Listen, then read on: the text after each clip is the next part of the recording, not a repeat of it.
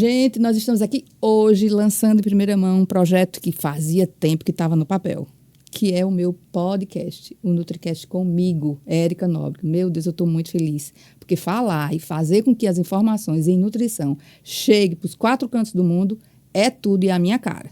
Aqui, a gente vai a cada mês trazer um assunto novo.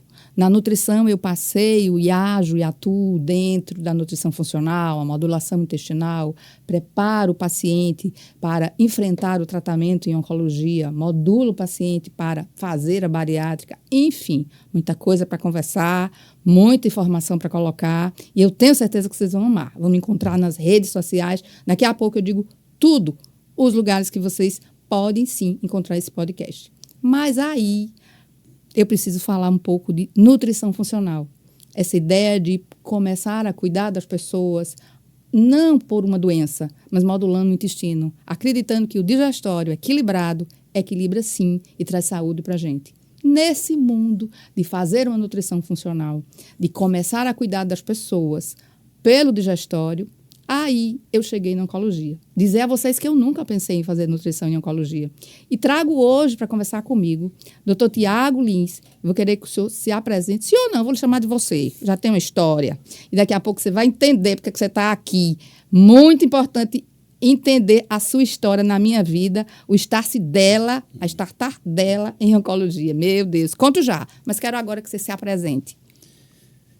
Olá a todos. Primeiramente, como apresentação, eu sou o Tiago Lins.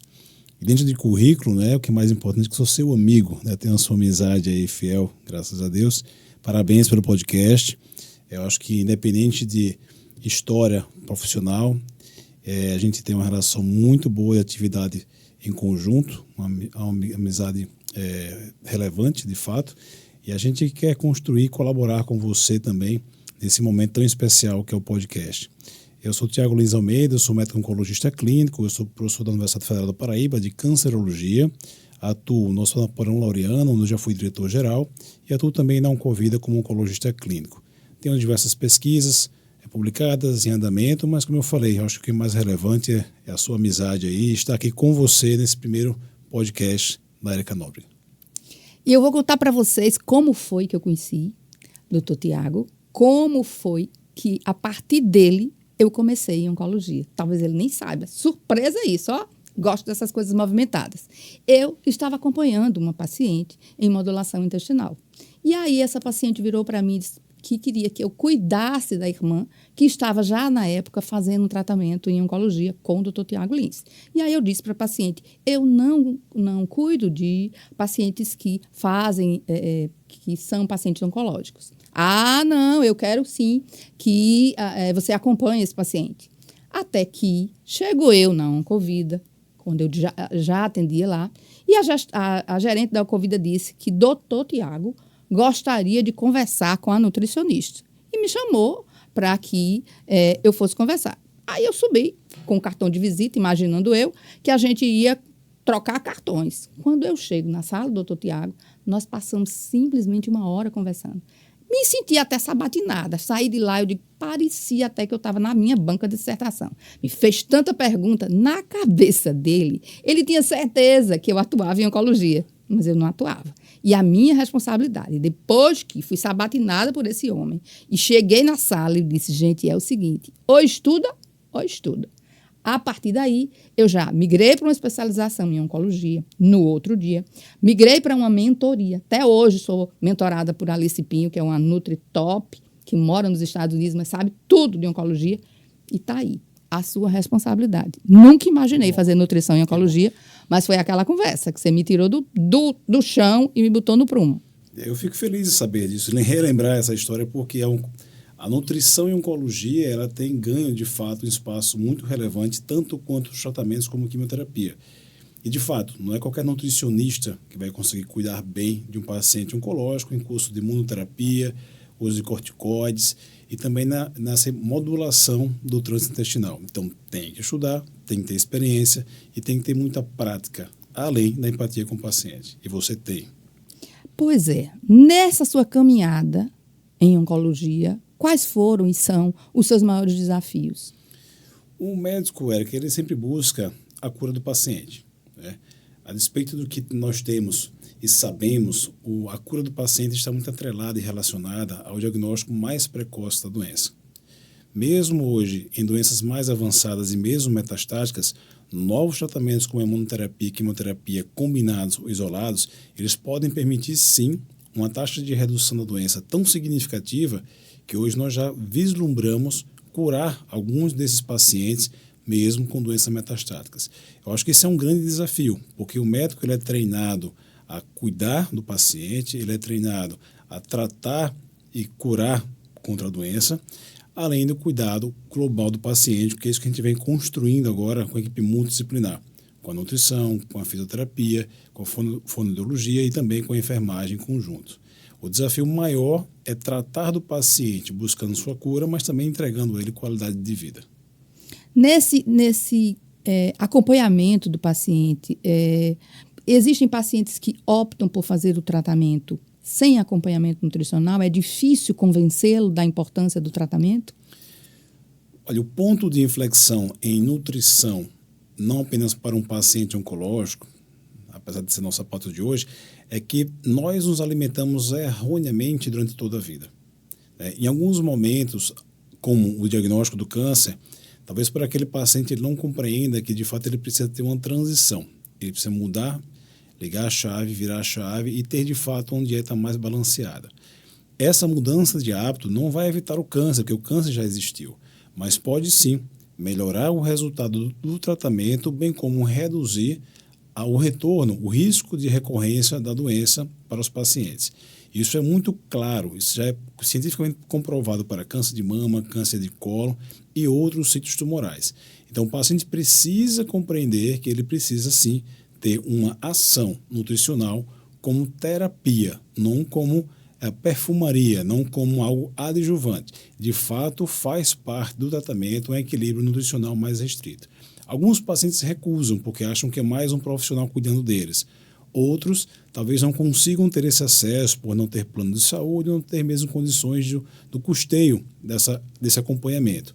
Mas é importante ofertar ao paciente esse cuidado especializado de um profissional capacitado em oncologia.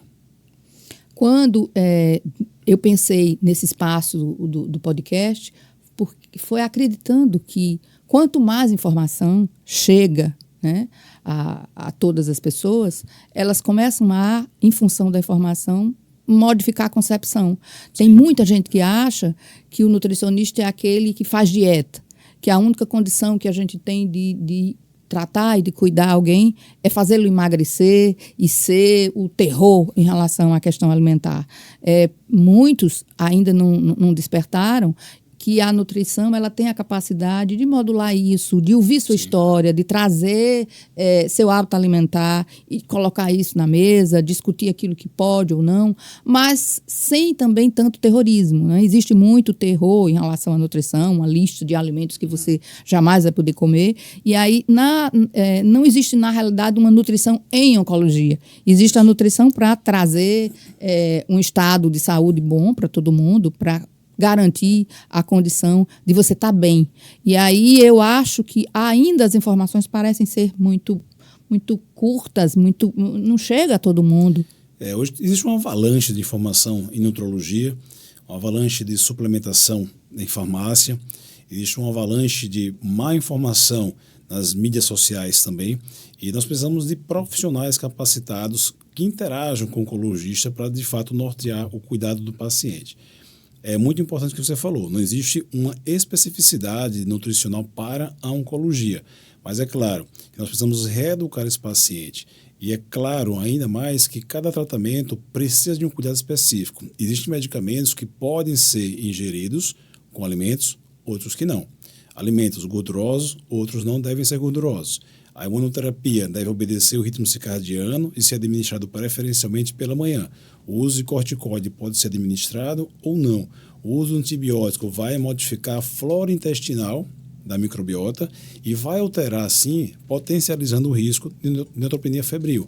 Então, esse cuidado global que nós temos que ter de interação com o oncologista clínico, nutricionista, especialista em oncologia, para cuidar do paciente, vai afetar diretamente no resultado do tratamento. Às vezes, é ofertado ao paciente um tratamento muito complexo, como imunoterapia, quimioterapia, radioterapia, mas isso se perde no caminho porque a dieta não foi entendida, ela não foi absorvida. Às vezes os pacientes continuam com hábitos etílicos, continuam com tabagismo, continuam com dietas que excluem o café da manhã. Então, é isso que precisa ser ajustado. E é claro, alguns tratamentos também podem favorecer a cacosmia, a hiporexia, que são alterações que, pelo olfato, o paciente não consegue se alimentar bem, ele não consegue cozinhar dentro de casa, e pelo paladar também, ele não consegue mais ingerir alimentos que seriam essenciais para ele. E aí, como é que a gente substitui esses alimentos essenciais para que nós tenhamos os microelementos, as vitaminas essenciais para que ele consiga cumprir o plano terapêutico? Não vai adiantar de nada nós cumprimos uma agenda de quimioterapia ou imunoterapia, que é um tratamento muito pesado ao paciente, mas ao final desse tempo o paciente chegar com perda ponderal, com perda de peso significativa, pontuando uma desnutrição devido ao tratamento. Então você beneficia o paciente pelo tratamento, mas põe o paciente em risco de vida, inclusive, se ele não tiver um suporte nutricional adequado. É verdade. E existem algumas informações que elas são muito importantes em relação ao acompanhamento do paciente. O paciente, quando está em quimioterapia, por exemplo, independente do esquema que esteja fazendo, ele não pode receber um aporte nutricional que faça competição com a quimioterapia.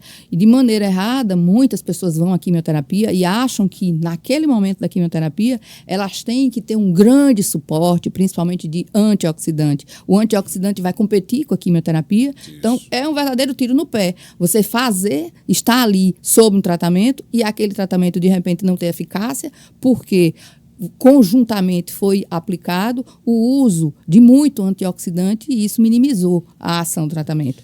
E muitas vezes o paciente não tem ideia, ele está querendo se fortalecer, eu estou me sentindo fraco. Então, durante a quimioterapia, eu preciso de um grande aporte.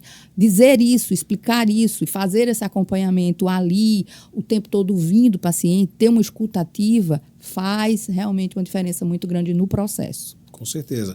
É importantíssimo que o nutricionista conheça a história do paciente. Alguns pacientes não têm déficit nutricional. Ela tem um diagnóstico de câncer.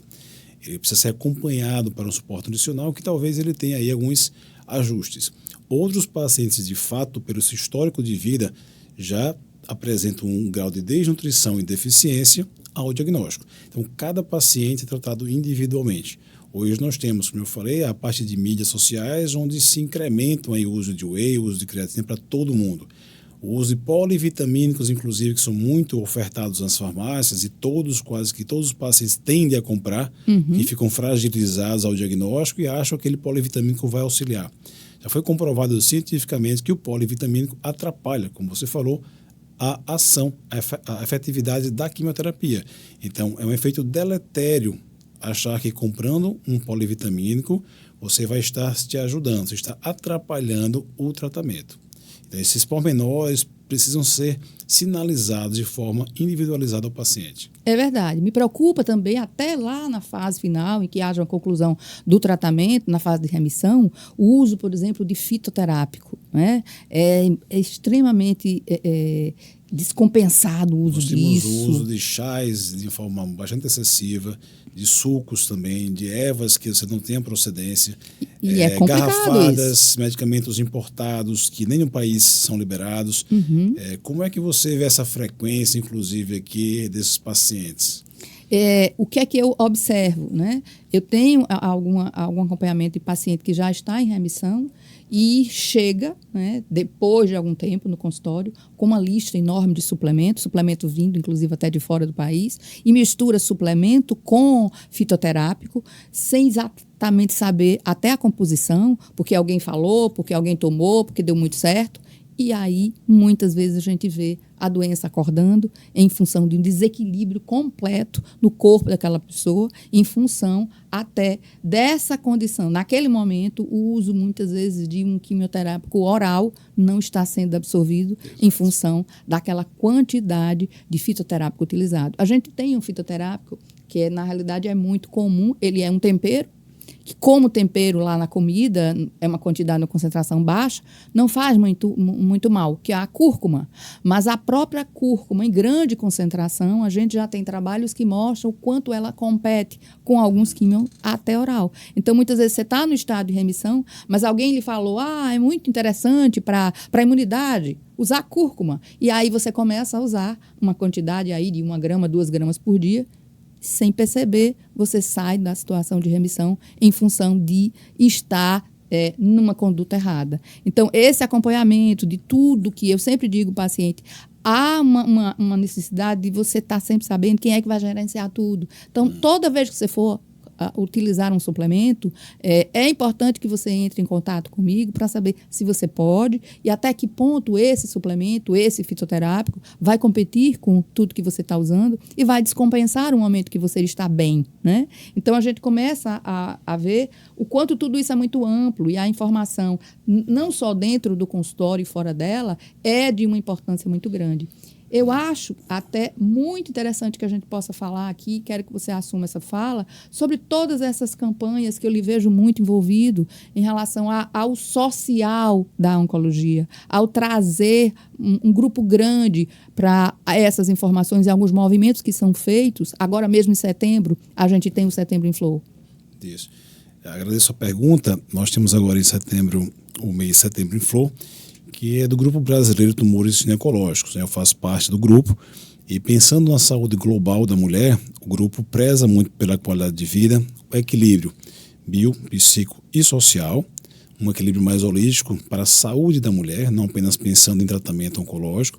E aí nós temos as recomendações de equilíbrio no sentido de atingir um índice de massa corpórea adequado para aquela paciente, não priorizando apenas os critérios de definição para obesidade ou não, mas compreendendo qual é a estrutura familiar daquela pessoa, incentivando também a prática de exercícios frequentemente ao paciente, porque a OMS ela preconiza a de 3 a 4 atividades por semana, mas o ideal é todos os dias, né?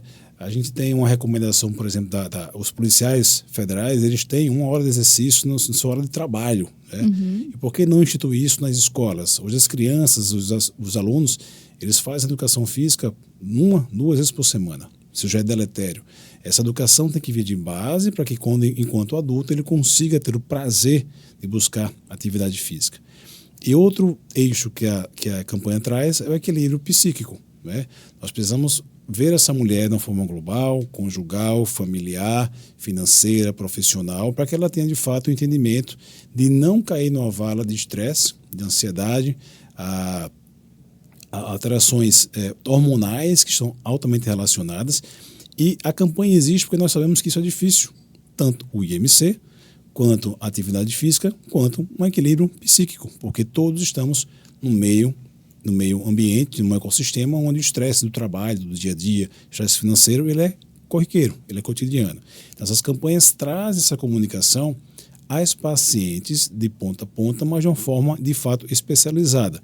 Não por mídia, não com interesse de vender algum produto comercial, um polivitamínico, mas traz um entendimento que elas precisam ter uma conscientização. E isso é muito relevante. Porque como é que você imagina que alguém tem um ponto de equilíbrio para uma suplementação de vitamina D ou de vitamina E ou de outra vitamina? Nós não temos exames laboratoriais tão fidedignos para isso. Uhum. Nós sabemos que o que temos hoje ele auxilia também durante o dia. Então, como é que eu suplemento a medicação sabendo que ele já pode estar em excesso desse suplemento? Então, tudo é equilíbrio. Então, como é que eu conscientizo esse equilíbrio, essa dinâmica de alternância de alimentação, de ingesta, de estresse, de trabalho para essa paciente? Esse é o foco da campanha. Essa é uma das campanhas que acontece ao longo do ano, não é? E a gente vê que essas campanhas, elas de fato, elas mexem com a consciência das pessoas e isso chega nas estatísticas de modo relevante em relação à diminuição. Isso já tem sendo feito há quanto tempo? Olha, o Outubro Rosa é uma campanha direcionada ao câncer de mama, mundialmente conhecida, e tem a defesa de rastreamento. Então, para quem não tem sintomas ou sinais do nódulo na mama, é preconizado o uso, a realização da mamografia. anual a partir dos 40 anos de idade.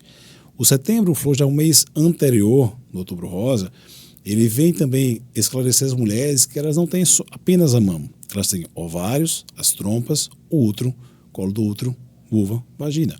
Então, em todas essas regiões, os órgãos essenciais da mulher, nós podemos ter o surgimento de câncer.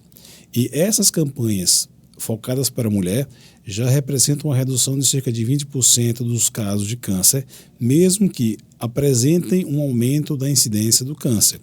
Por quê? Nós podemos identificar novos e mais cânceres, mas no estágio mais inicial, onde a mulher será tratada, será curada e pode excluir e eliminar a necessidade de se tratar com radioterapia e quimioterapia.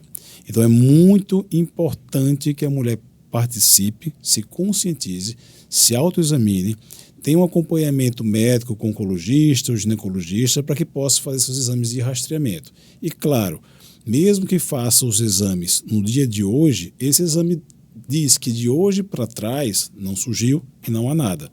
Mas caso ela sinta que o corpo modificou, que houve alguma alternância no seu equilíbrio, ela busque antecipadamente o seu especialista para fazer uma busca direta contra aquele sintoma. E não espere aí 12 meses para uma nova consulta ou exame de rastreamento. O rastreamento ele é feito parametrizado, padronizado, para quem não tem sintomas. Caso surjam sintomas como perda de peso, nodulações, hematomas, alteração do peso sem motivo direto como uma dieta, é preciso antecipar a consulta com o especialista para fazer uma busca direta, específica, se há ou não câncer. É muito mais relevante realizar os exames e a consulta para confirmar que não tem nada do que achar a doença numa forma mais avançada. Dentro do Setembro em Flor, uma das bandeiras também que se levanta é lembrar a mulherada da importância da vacinação contra HPV, né? Exatamente. E que a gente vê o quanto muitas vezes é frio em relação à conscientização. Ainda muito pouca gente pensa na importância de ter essa conduta. Exato. O HPV ainda é muito incidente e prevalente, especialmente na região norte e nordeste do país. Na região norte, por exemplo, ele supera o câncer de mama em número de incidência. Então, nós temos hoje a vacina, que é disponível pelo SUS para crianças a partir dos 9 anos de idade, meninos e meninas. Eram 2 doses, mas a OMS já modificou para 1 dose única, então essa campanha é escolar e deve ser realizada para aquelas mulheres que têm ou tiveram câncer até os 45 anos de idade, elas podem tomar a vacina como prevenção, porque todos nós tivemos contatos com HPV, não é nada de preconceito ou estigma, mas há uma prevalência a maior que 80% de toda a população que tem HPV. Algumas cepas são desencadeadores de papilomas, que são as verrugas, e outros são desencadeadores do câncer. Então, para todos nós, tanto meninas para câncer de colo de útero, quanto para meninos pensando em câncer de pênis, e para homens e mulheres pensando em câncer de canal anal, o HPV está presente como um risco de desenvolver o câncer. Porque onde nós tivemos atividade sexual, seja na região vaginal, pênis, anal e mesmo sexo oral, nós podemos ter uma contaminação pelo HPV que pode ser o desencadeador de um câncer. Então a vacina é fantástica. Eu evito ter o HPV e, claro, diretamente evitarei ter o câncer. Perfeito. Nós tivemos algumas perguntas que foram postas na rede social que eu acho que seria interessante que a gente pudesse trabalhar essas respostas. A primeira pergunta é sobre se o câncer tem cura, ou quais os sintomas iniciais do câncer que a pessoa deve ficar atento, porque sobre o câncer tem cura já foi respondido. Quais são os sintomas, né, os sintomas, os sinais iniciais? Na verdade, não existe, porque quando ele é muito pequeno, ele é bem inicial, ele fica silencioso no organismo. Né? Então, por isso que existem os exames de rastreamento, para que quando a gente não sabe que existe o câncer, e consiga encontrá-lo de um tamanho ínfimo, menor, sem sintomas. Tá? Quando nós temos o crescimento desse tumor, que vai de 1 centímetro, 3 centímetros, 6, 12, ele começa a crescer na região e no local. Então, ele pode dar dor, Ele pode ser palpável com a mão, como um nódulo ou como uma massa. Ele pode criar na região uma inflamação, tá? E pode criar uma tumoração arroxeada, né? Nós temos outras características indiretas, como uma perda de peso desproporcional à alimentação, uma perda de apetite também desproporcional, e nós podemos ter também suor frio à noite. Então, nós temos sinais e sintomas que são todos indiretos. Mesmo que eles existam, a gente não consegue determinar, é esse o tipo de câncer. Então, é por isso que esses sintomas servem de alerta para a busca do médico. Certo. Vamos ver mais quais são as outras perguntas que foram postas aqui. Quais são os tratamentos disponíveis para o câncer e como eles funcionam? Os tratamentos disponíveis para o câncer, eles têm 3 pilares. Tá? Primeiro, a cirurgia, que aqui de uma forma muito simplista, a gente passa tira esse tumor com margem de segurança e resolve o problema.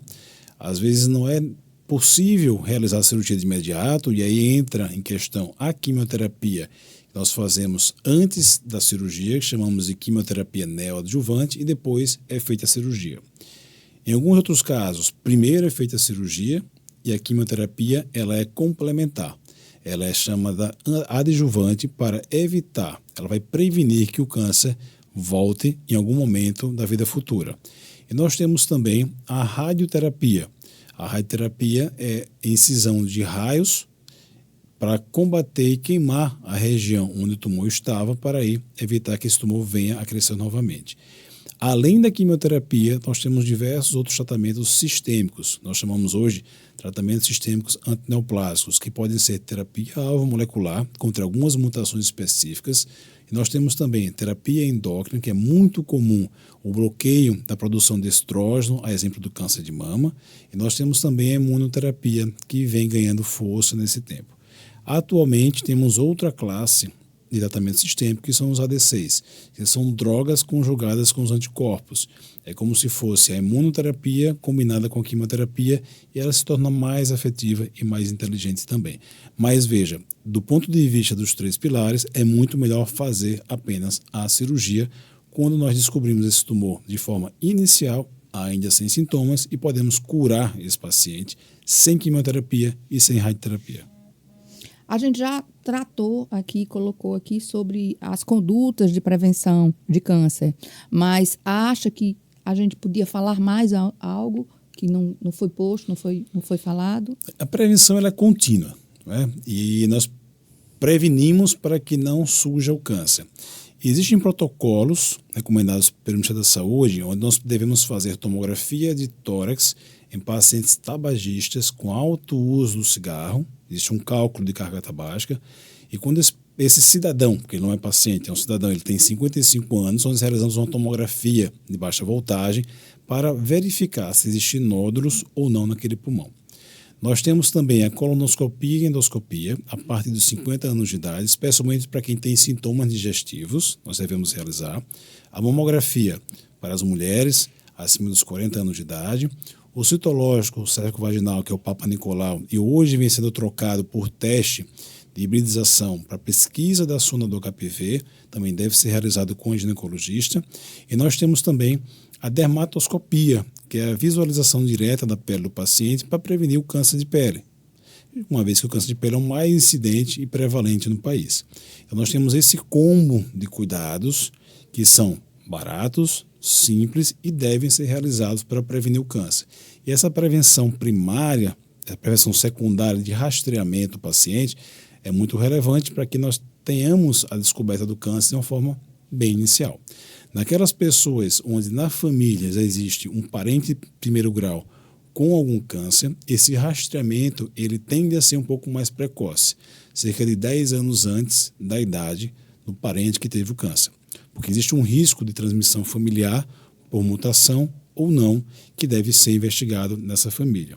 E um ponto muito relevante, as pessoas que têm câncer e passam por tratamento, elas precisam ter também uma readaptação, que é a redução de dano pelo tratamento e pela doença, e também a sua reinclusão social, porque as pessoas precisam voltar à dinâmica do dia a dia, a inclusão familiar e a inclusão social. São diversos pontos de prevenção que nós precisamos ter entendimento. Então, a partir do esforço do cidadão, ele pode ter uma prevenção de hábito de vida, atividade física, dieta, exames de rastreamento.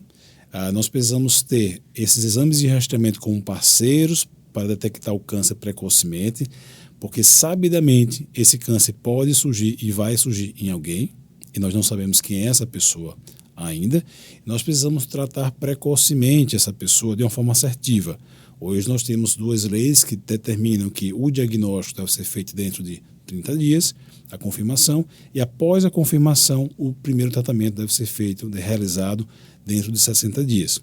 Então, a gente consegue acolher esse paciente dessa forma e, como eu falei, reinseri-lo também na sociedade, porque ninguém quer ter o estigma no tratamento ou da doença. A gente quer voltar para a família, voltar para os cuidados e voltar para a atividade também de trabalho. Quando a gente analisa câncer e sabe que é uma doença multifatorial, muita gente, de maneira errada, acredita que o grande peso na condição do desenvolvimento da doença é genético. E cada vez mais é mostrado que nós temos a genética hoje ocupando até 5% em relação da condição total.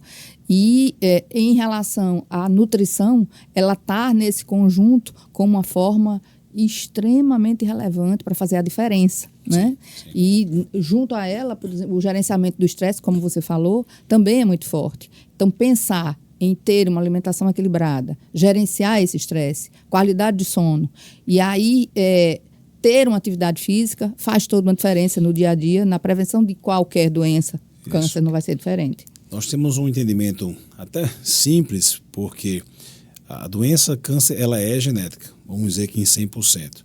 O que é hereditário é muito pequeno, ela varia de 5% a 15%. Mas se você está se alimentando erroneamente todos os dias, é como você dar uma martelada nesse DNA todos os dias. É verdade. Então você está produzindo a mutação no seu DNA. Isso. Nós temos hoje a alimentação que nós não sabemos a procedência, porque nós compramos e consumimos. Nós temos diversos alimentos industrializados, condimentados, enlatados, transgênicos, que a gente não sabe de fato a repercussão disso dentro no todo. E, ao mesmo tempo, nós temos uma ausência de cuidado da atividade física. Então, nós precisamos ter um equilíbrio, pelo menos uma alternância do que é esse cuidado alimentar conosco. Bom, eu passava o dia inteiro conversando sobre tudo isso, mas o tempo da gente já está se findando e eu quero demais lhe agradecer por estar aqui, porque eu sei que sua agenda é estouradíssima, né, em ter compartilhado conosco tanto conhecimento, e pedir que você deixe aqui uma última mensagem nesse final do meu primeiro podcast para as pessoas que vão nos ouvir. Eu primeiro deixo uma mensagem para você de agradecimento e de parabéns pelo seu podcast. É muito relevante essa comunicação direta com a sociedade, com os pacientes.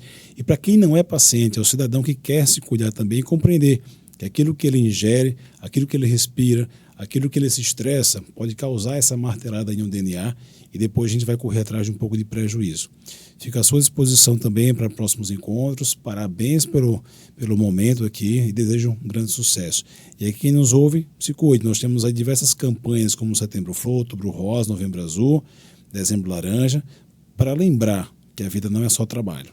A gente precisa ter saúde e não precisa ter câncer para ter saúde. É verdade. Eu acho que, como exatamente disse no início de tudo, esse é um projeto que está saindo do papel e ficou muito tempo sendo pensado, sendo alinhado, aquela luta que a gente acha que ainda não está perfeito e que vai protelando, mas finalmente nós estamos aqui. Então, o que eu quero deixar muito claro a cada encontro é que você pode, sim, através da alimentação, mudar sua vida. E não é preciso ser tão complicado você pensar que vai comer alimentos tão especiais, de frutas tão exóticas, de tudo tão caro. Você vai comer aquilo que é da safra, que está na sua terra, que veio da terra, que não tem tanto produto químico, que não está embalado, que não está dentro de lata, que está dentro de pacote. Mudar essa conduta. Vou aqui sim entrar na sua casa, ensinar você a abrir a sua geladeira e fazer a sua avaliação do que precisa tirar. Nada a gente muda da noite para o dia, tudo é um processo. Então, eu tenho certeza que essas informações que vão ser dispostas na minha rede social, vou aqui contar um pouco onde você pode encontrar. O meu Instagram é meu nome, é Érica Nóbrega, nutricionista, super fácil de gravar. O meu YouTube é Érica Nóbrega Nutrifuncional, que também é o mesmo do Spotify. Se você não for muito de assistir vídeo e quiser o tempo todo ouvir áudio, o Spotify tem essa opção. Mas aqui deixo a certeza e o agradecimento, né, a Deus antes de tudo, que ficou me aperreando, como diz o bom nordestino, para que eu tirasse isso do papel, que eu possa entrar na sua casa e fazer diferente com a minha fala.